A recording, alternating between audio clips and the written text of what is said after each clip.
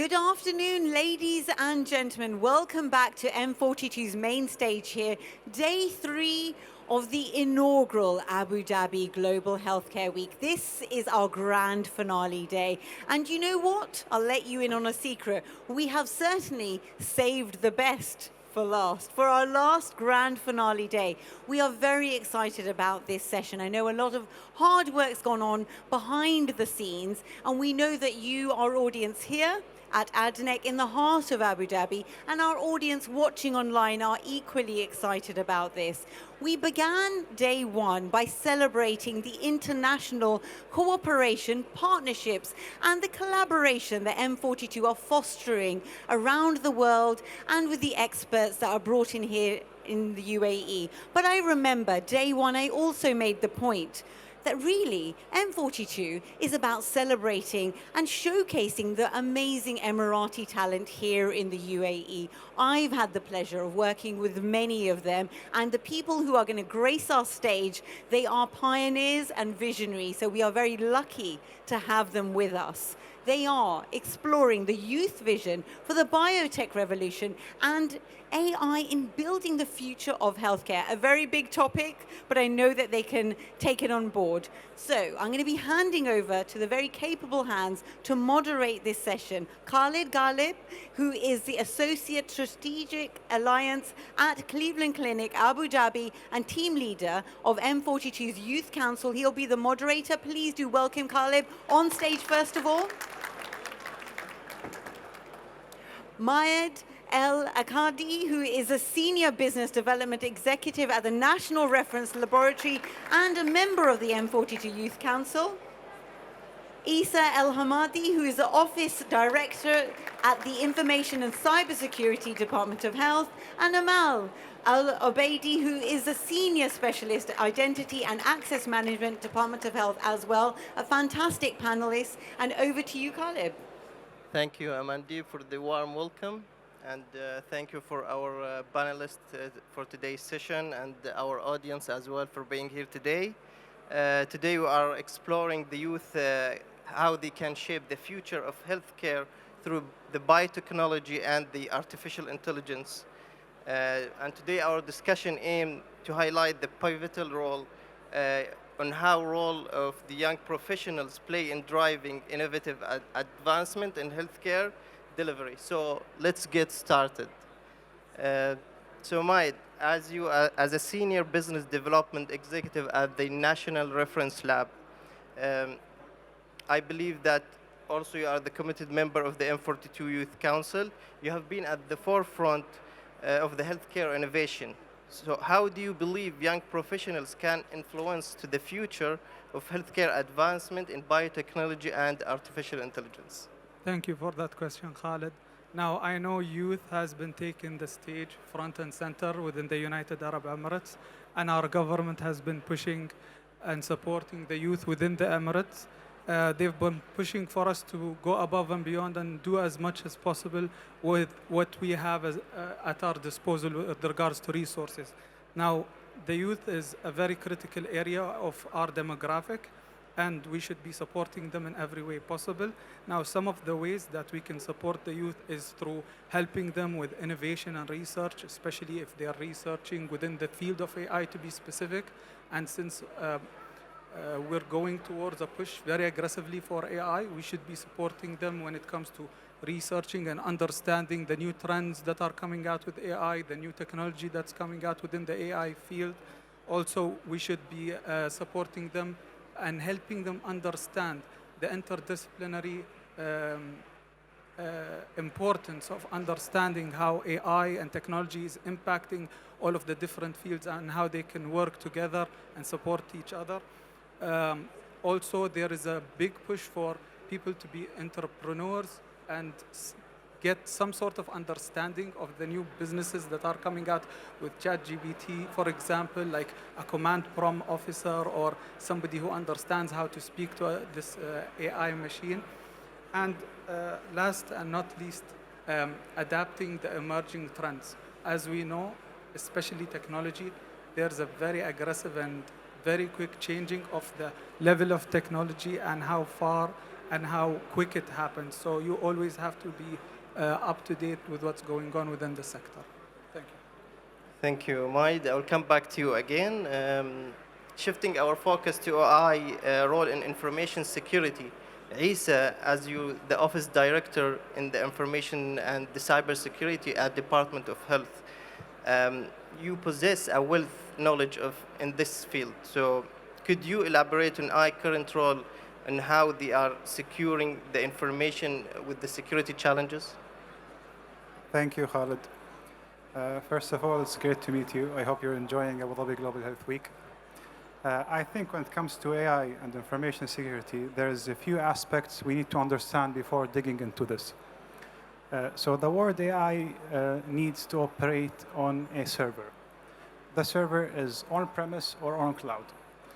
Most systems now is built to be compatible only with the cloud. So me as an information security leader, my problem is with the cloud security. The cloud security is a new thing that recently was introduced for us. For example, in the Information and Cybersecurity Office, we have something called Abu Dhabi Healthcare and Cybersecurity Standard, where basically it mentions clearly that we do not allow cloud computing. It was published in 2019. The day it was published, there was nothing called a cloud for the government. However, we're going to have soon a version 2 of it, which will allow the cloud usage. When I'm bringing those story up, you'll understand that it keeps changing day by day. So the risks I used to have 5 years from now is totally different than the risks I have today. On the other aspect, the risks are not very clear. So when it comes to the medical data, I would say we take our time when it comes to shifting or taking a decision. Nobody wants to see his medical reports online. The other point is when it comes to the compatibility. So I wouldn't say me in the Department of Health, but any cloud usage when the government has been built on a specific security solutions and security controls. Now people think it is a drag and drop to activate it on a cloud, but unfortunately it's way harder than this. We need to make sure that the solutions is based in a way that's compatible of shifting to cloud. And this is not for the government, even for the private sector. The third thing, it is the government rules or to ensure the sovereignty of the cloud. Without mentioning any specific companies, overall, the cloud is built in a way that gives the developer himself abusive privileges comparing to the consumer in general. So this is one thing that now they're trying to tackle worldwide, not only in UAE. So I want to use cloud myself. It's easier for me. It saves me cost, saves me time. But how can I ensure my sovereignty of my data? I have to put so many rules, and from a legal aspect, it has to clearly mention the sovereignty of the data. On a high level, this is it. Thank you, Isa. It's really informative from you what you just mentioned. So coming back to Mayed, considering sustainability and technological advancement, how can the youth contribute to building a more sustainable and technological advance in healthcare? Thank you, Khalid. So when it comes to youth, M42 took a lot of big initiatives during COP the previous year. And a lot of those initiatives had to do with sustainability, reducing the carbon footprint, so on and so forth.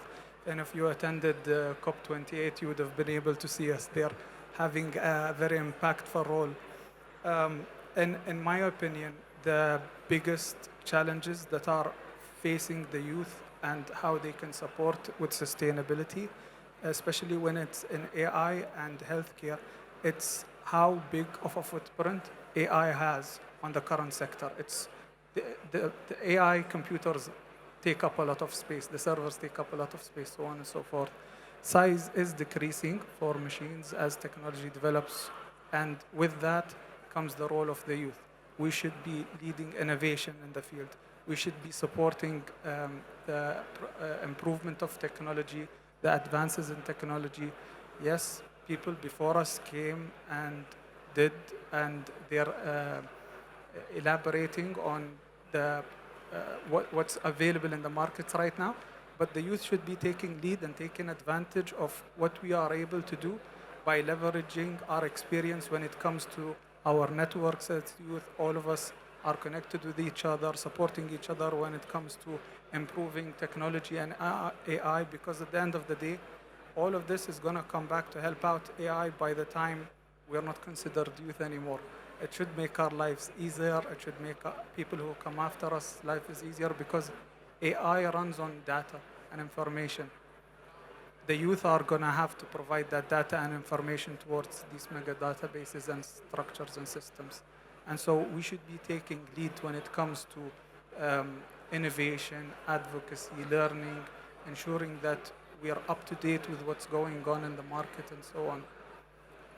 And also at the same time, people should always stay in touch, or not really stay in touch, but keep up to date when it comes to journals, scientific journals, reading that they are doing. Instead of reading a comic book, they should be learning about AI and the development of technology, where it's going within the sector itself.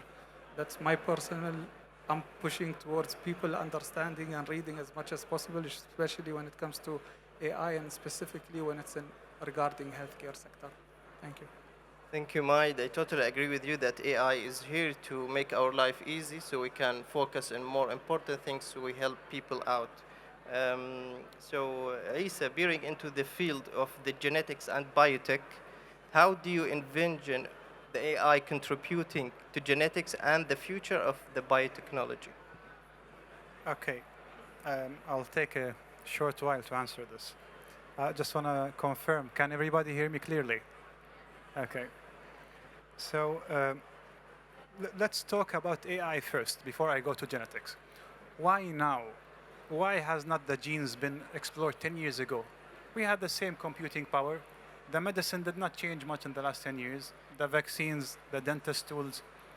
The point I'm trying to make is the healthcare sector themselves is not a fast-moving paced sector comparing to other sectors when it comes to AI adoption or any technologies. The doctors until now likes to use the, I don't know what they call them, to check the heart rate. Although there's a million solutions more. If I dig down more now, to understand more what is AI, AI is basically artificial intelligence hand supporting and decision making, whatever it is. It operates basically on two main things, the hardware and the software. By the way, until today, we only can analyze 9% of the genetics worldwide. Currently, I'm leading one of the pillars in the Emirati Genome Program. So I have been digging a lot into understanding why now specifically. Why not 10 years ago? The hardware itself was a big bottleneck previously. We reached a stage now where the hardware is really capable of doing so many things. And if any of you are gamers over here, you'll understand the NVIDIA chips, the CPUs are reaching a very sky landing situation where you're able to do anything you want. This is one. Number two is understanding the power of genes. So previously, we do not know what's genetics. We do not understand how can we make a use of it. It's the same concept of data. When people realize that data is something that's very valuable, the same concept is now being applied on the genes. For example, what I noticed, so usually if I'm sitting in the office, I have a paper and a pen and I'll draw it to be more clear. Genetics is based on three main things: the sequencing, the files of it, and the research. We noticed, for example, a gene A. If a person has gene A, in this age, 10 years from now, he might get a specific disease. We are able, by today, if you know this, in the lab, we are able to, I wouldn't say delete the genes, but fix them in a way to ensure certain diseases you do not get. This is one. Number two, I'll talk from a technology aspect. Have you heard about David Sinclair? He was here actually in the Abu Dhabi Global Health Week. David was talking previously in Sheikh Mohammed Majlis about how can he age and de-age animals. What do I mean by this? He has a rat where basically it was born blind. He's able to get it back, its vision. If a human organ is 80 years old, he's able to get it back to 20 years old and he takes it back to 80. This sounds like a science fiction story. It does not sound realistic, but it's actually there by today. I think people don't understand how fast are we moving now in the healthcare sector. Thank God to the corona, honestly. For me, as a tech expert, it's actually a big push forward when it comes to all the regulations and the tech and everything when it comes to the research. However, we had also another session with Dr. Catherine Mohri, if you heard about her. She had a chart of the coloration of the timestamps previously from the 1990, 1990, 10, 1990, 20, First World War till today. There is a correlation between the time going forward and the age life expectancy. So for example, I think in the 50s, the life expectancy was around 1950s, 50 years old. By today, it's 80. I think in the next few years, it's going to exponentially develop more. I'll tell you why. I think the genetics is the biggest evolution you could ever get when it comes to life expectancy. I could easily predict in the near future that a person might get cancer and treat him ahead of time. I know, Khalid, you're looking at the time I'm putting an eye on, but I really want to send this message. It's important. Now, there's a problem. You're going to ask me, okay, all what you're mentioning is great, but where's the problems with this? The problem is that AI has many problems ahead. From a security aspect, the way of how AI works is basically it keeps getting feeded on everything. I tell her today I ate a sandwich. Tomorrow she knows that I ate a sandwich. I tell her that any prompt I put in, it gives me based on all the other prompts that has previously built in, linking it to the data sets. I don't want to get technical, it's boring. But the AI is built in a way that it keeps growing up like a child. We are reaching a stage where big companies, without mentioning the names, the biggest AI companies, I actually last month met Sam Altman in Silicon Valley. They had many mistakes when it comes to, I give ChatGPT, for example, a prompt and give me something else. You could Google it, you'll find many, maybe racist, maybe unethical, many things. However, there is another problem, it is the ethics of the genes. By today, I am not allowed to modify any genes. And subhanAllah, when God made the human being, made him in a very perfect way. So even with the technology I have, they have noticed that when I do modify certain genes, I get future diseases that's unpredictable. Yeah, I think this is it, but I'll tell you, we are living in a good time. Since all of you are hearing this today, I promise you, 10 years from now, all the diseases you see around you is going to be as easy as a Panadol to get over. Dr. Mohammed Al-Amri, he's leading the Emirati Gene program. I think he's listening now. Correct me if I said anything wrong. Thank you, Isa. Thank you for sharing your experience and being part of the Genome program and your experience at Silicon Valley. So last but not least, Amal, as you, the senior specialist in identity and access management, you witnessed the intersection of the biotech and AI in healthcare. What opportunities exist for the young individuals to lead innovation in the healthcare industry through the integration of biotechnology and AI? Thank you for your question. Young individuals can lead healthcare innovation by conducting researches, pursuing their education and relevant fields, which will help them grow their knowledge, as well as participating in such healthcare events and seminars. By integrating biotechnology and AI, they can develop new medical devices, optimize processes in areas such as, Isa said, genomics and treatment methods, as well as personalized medicine and medical and drugs discovery. On identity and access management perspective, they can innovate IAM solutions that prioritize data protection measures and user-friendly interface for AI healthcare technologies. Thereby, I believe they will drive positive change in the healthcare. Thank you, Ahmed. I think we have we have some time. Maybe if the audience have a couple of questions to ask our panelists. Okay, Doctor.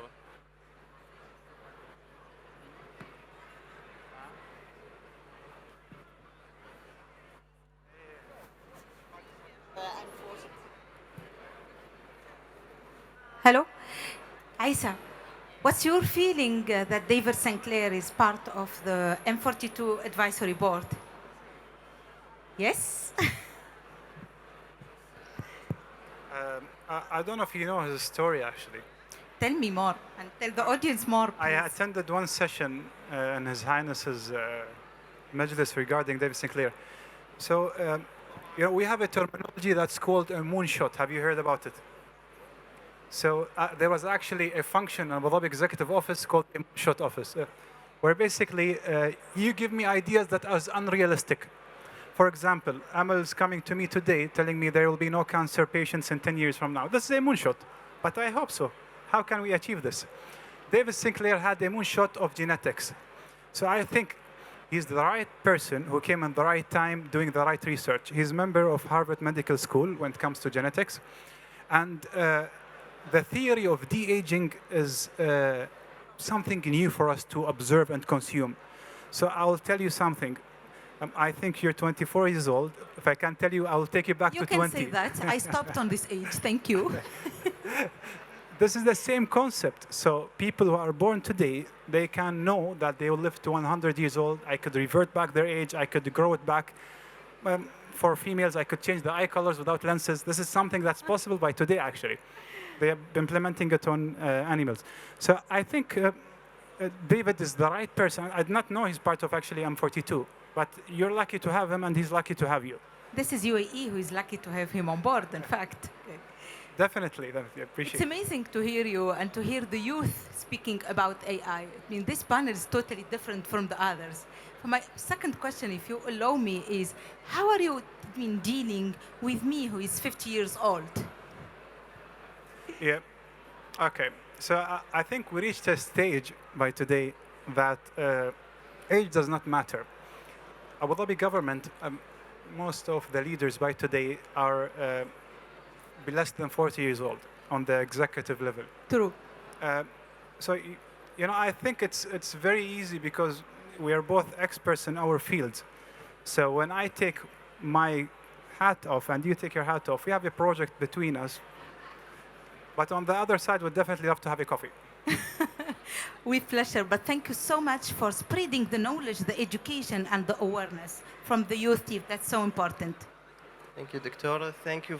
Thanks to our panelists. Thanks to our engaged audience. Okay. Last question. Assalamu alaikum.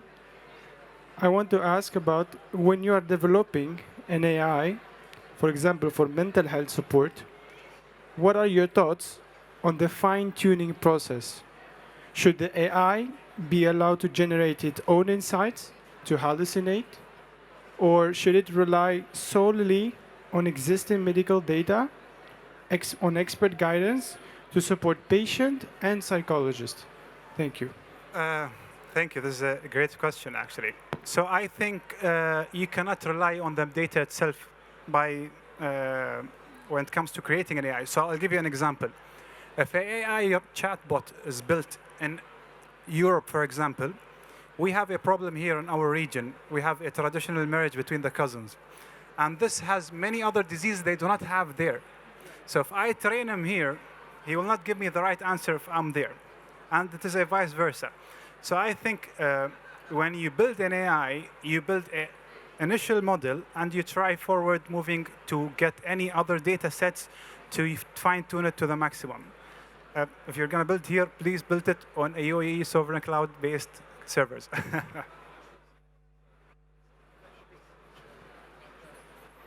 Thank you for your question. Thank you. Just because we are running out of time, thanks to our panelists for their engaging discussion, and thanks for their audience for being here today. So I hope you enjoyed the rest of the upcoming topics. Thank you so much.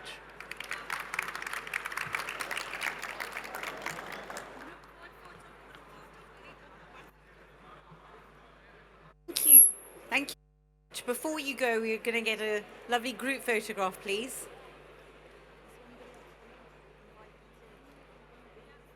Okay, fantastic. So if we can focus on Farah, the photographer here.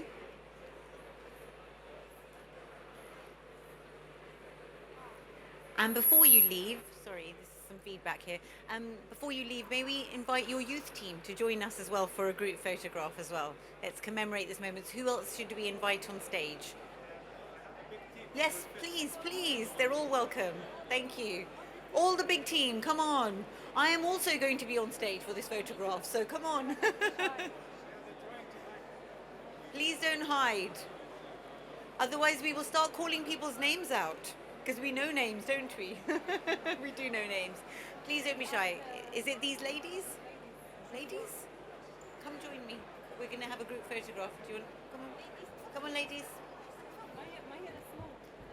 Please don't be shy. There's lots of us. We don't need to be shy. And anybody else? Khalib? Anybody else you want to invite that you spot? Okay. Maybe a little bit of a... Rather than a line, maybe we have... Okay, fantastic. May I also join you as well?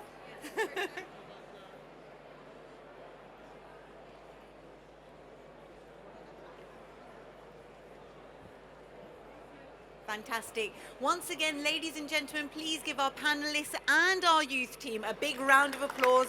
A fascinating insight. So pleased to have you with us today. We're back in 2 minutes' time with the next session. Thank you.